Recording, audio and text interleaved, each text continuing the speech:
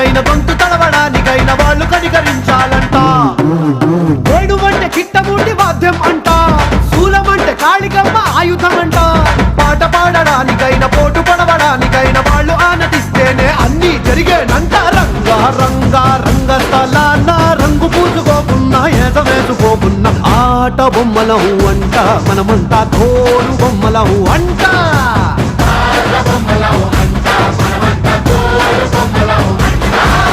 డుంగురు డుంగురు డుంగురు డుముకో డుంగురు డుంగురు డుంగురు.